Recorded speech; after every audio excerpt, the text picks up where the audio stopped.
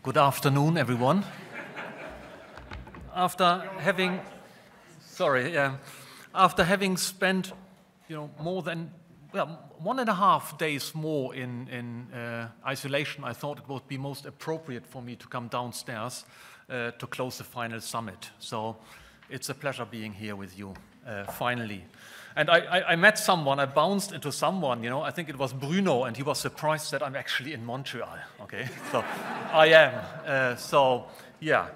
am, before we hand over some presents and stuff, I thought, I share some observations with you. And I had the impression, and I was told that the final summit was good, okay? It was a success. And I think it was Jeff who mentioned, so I think the vibe was good, okay? And I think there's hardly any better measure or diagnostics than, the vibe is good. And people who, who work with me and know me, they know that sort of my understanding is that, if things are not fun, then, nothing is coming out. And in that regard, I guess we had fun, while doing PPP and YOPP, but the fact that the vibe was good is for me a very healthy and good sign that although me not being here, that you had a great time and it was worth the effort, okay? Let me share, as I said before, a few observations, okay? So I think early on during the week, I became surprised, okay? And on Monday afternoon, I started to exchange messages with Jeff, sort of going back to our booklet and sort of writing something like, if we would have known, we would have added, okay? So, we have still an opportunity. We are going to write this sort of final overview paper, probably for BEMS, and we are going to incorporate these things in as much as possible and synthesize. But I think it also told me something else, that, during the last 2.5 years of the pandemic, I think, coordination-wise at least, we might have lost a bit of grip on the coordination, a little bit the overview of certain things, okay? And sort of in similar terms, if you would have asked me last week whether, COVID had an impact on YOPP, I would have said probably, not a lot. We were lucky, okay? So, and I'm saying this week as I stand here, we are not that lucky, and it's not just because I caught it on my way, from Munich here to Montreal, but as I said, I think sort of it impacted us in our overview and seeing what's going on. And I think it is also part, a little bit of this new world. And sort of, I've heard this, I don't know who brought this up, sort of with this, I think it was Mahil as well, sort of the fact, we're moving into a hybrid world, okay? But when it comes to building networks and building teams and building friendships, okay, this, getting together is actually quite important. And, for me, I also realized when I go to a meeting and I have 3 hours before, and to concentrate on focus on a meeting, it's fundamentally different, to moving out of the previous meeting, grabbing a cup of coffee and then going into the other thing. Now, I'm not saying that, it shouldn't be a hybrid world, but I think what is very important is that we adjust to these facts. And I think this may be, even more important for, PCAP, depending on sort of how much of a new community they want to grow. Some observations, some further observations from my side. Probably one of the surprises of this week was for me the importance of windy.com. And it wasn't actually the surprise of this week. I had already the pleasure of listening to Gita the week before when we had this WWRP symposium in Geneva, and there it struck me already. And and I think it also tells us something about user needs, in my view, okay, what the users need, and I think it also gives us some guidance, in my view, as to how to shape initiatives like like PCAP or others. And I think what also adds a little bit to me, people who know me know that I'm very much interested into the ideas of digital twins, okay? And for me, a twin, there is this one aspect is interactivity, but I think the twin also puts the bar very high in terms of the degree of realism, okay? And I think at least, Windy implies that kind of realism. and I think a lot can be learned from this surprise, at least in my view.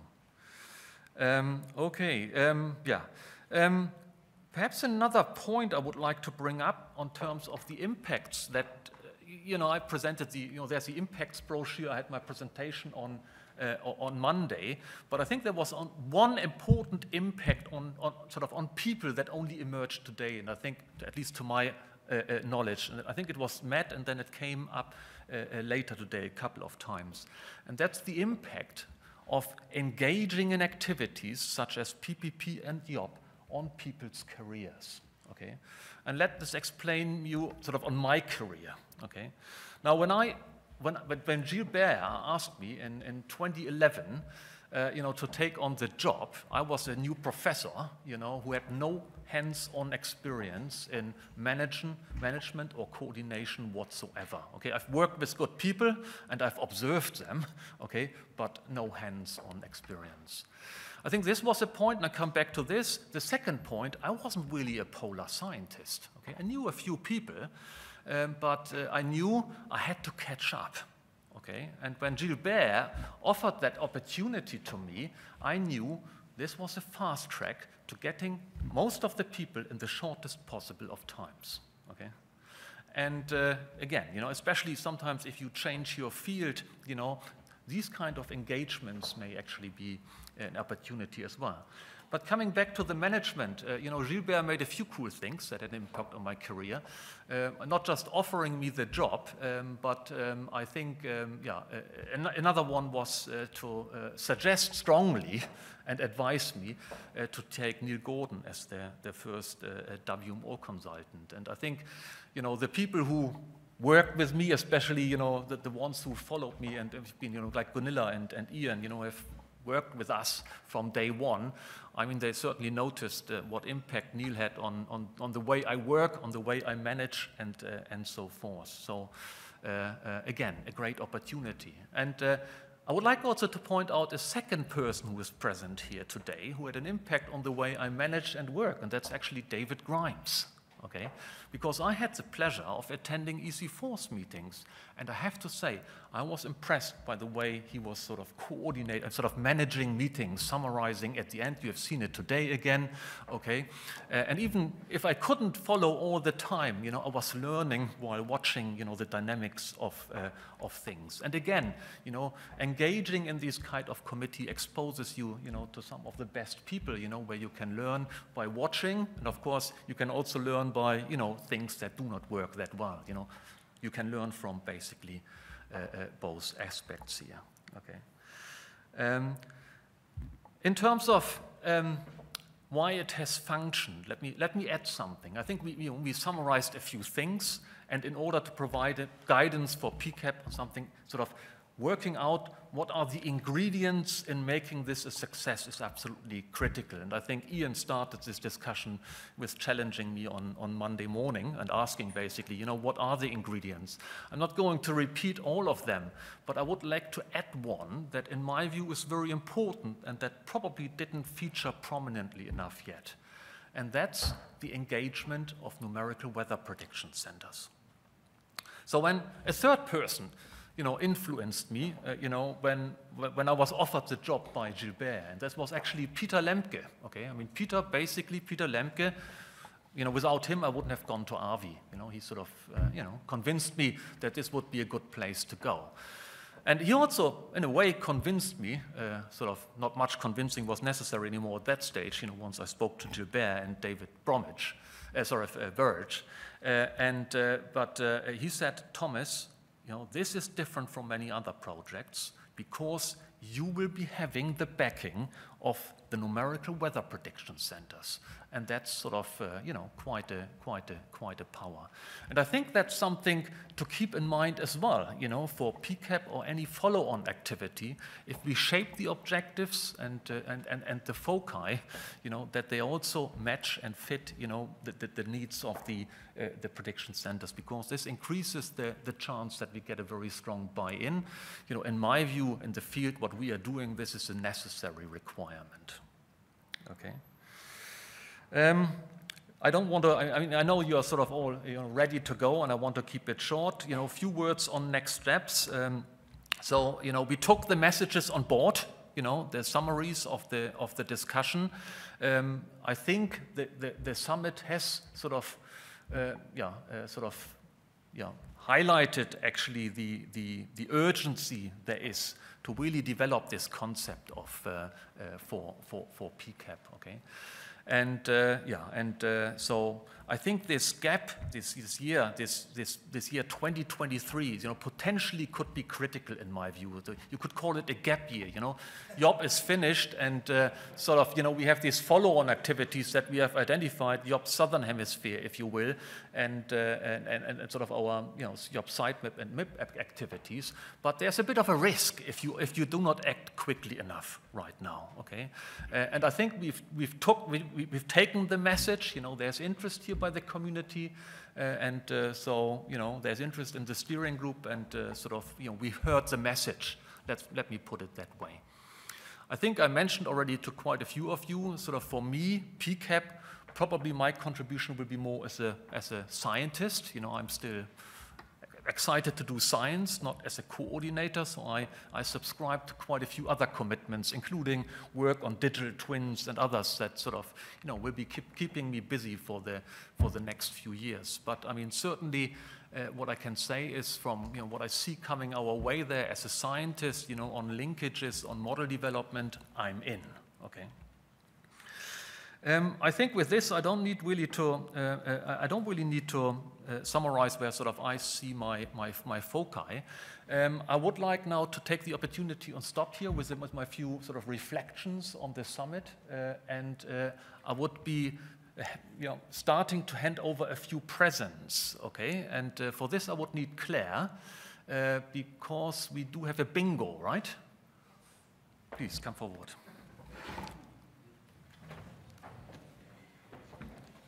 So one of the things at the Early Career Day that we really wanted to focus on was networking. And so to facilitate that, all our early career researchers got a little bingo card. And their challenge was to fill in either a row, a column, or a diagonal, and maybe 4 out of 5 of the boxes. And so I was going to do a prize draw, but in fact, somebody handed in an entirely completed sheet with a different name in every box. So I'd like to award the prize for the best networking from the early career scientist to Liz Webb.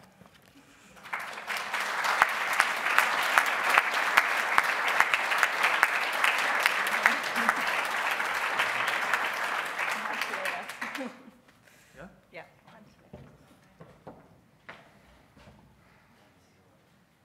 Okay.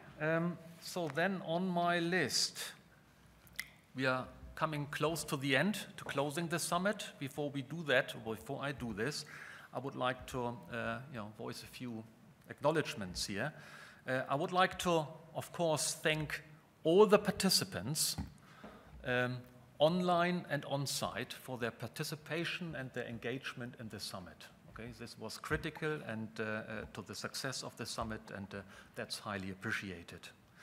I would like to remind you of the support of the summit sponsors. That's Med Norway, it is UMedSat, Arctic Passion, the EU project, MIOPA, Hurtigruten, RV, the Alfred Wegener Institute, and RBR. So thank you very much to our sponsors once again.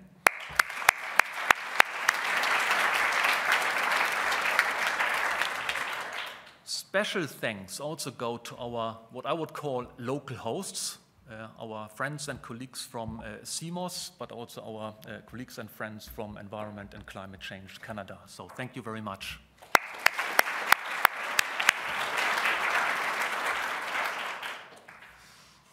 Then we have the team of the Science Slam organizers, okay, which I would like to thank very much. And this is of the participants, Damian Ringeisen and Antoine Savard. Can you throw this yourself? Thank you. Also contributed to the planning of the Science Slam did Ketra Campbell-Heaton and Geneviève Degré-Timon. Both of them actually members of Apex Canada. And also contributing to the slam there were contributions from ArcticNet. So thank you very much to those.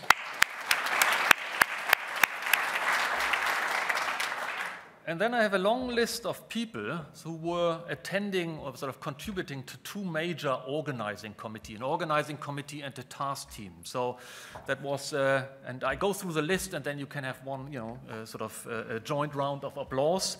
It's Barbara Casati, myself, it's Lynn, Jeff Wilson, Greg Smith, Lorraine Utes, Gordon Griffiths, Jim Abraham, Jörn Christiansen, Danny Dumont, Gwen Grimoire, Kirstin Werner, and Nadine Hillenbrand. Okay.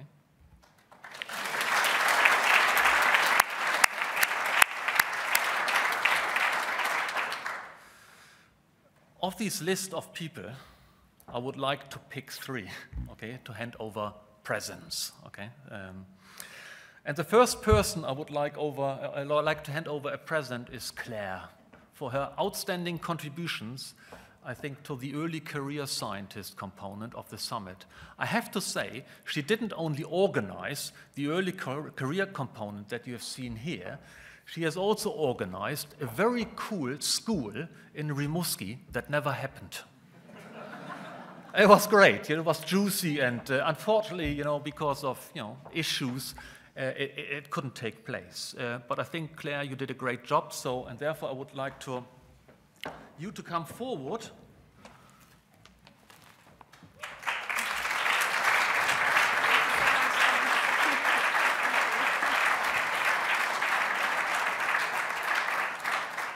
So, and then I have, where do we have, oh yeah, okay. Then next on my list, thank you, Jeff.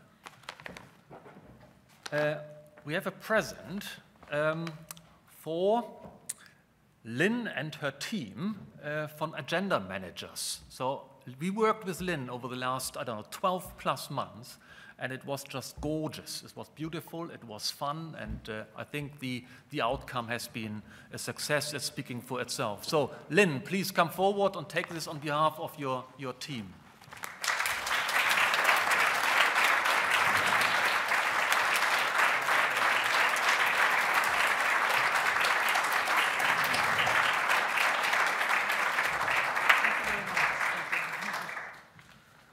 And last but not least, le grand finale.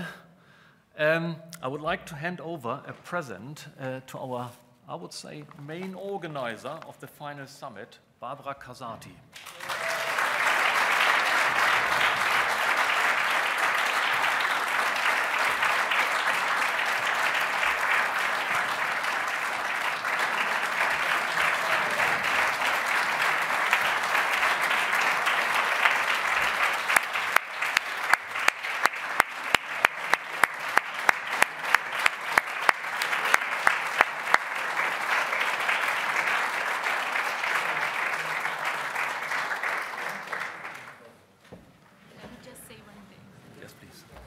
I want to say that I had a great team that really helped me a lot, like, for example, Jeff and Lynn. So that was like a demanding job, a really pleasant job with this great team. Thank you very much.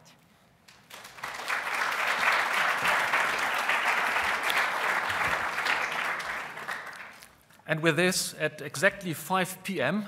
on Thursday afternoon, I'm going to close the final summit and wish you all a great day and a safe journey home. Thank you very much.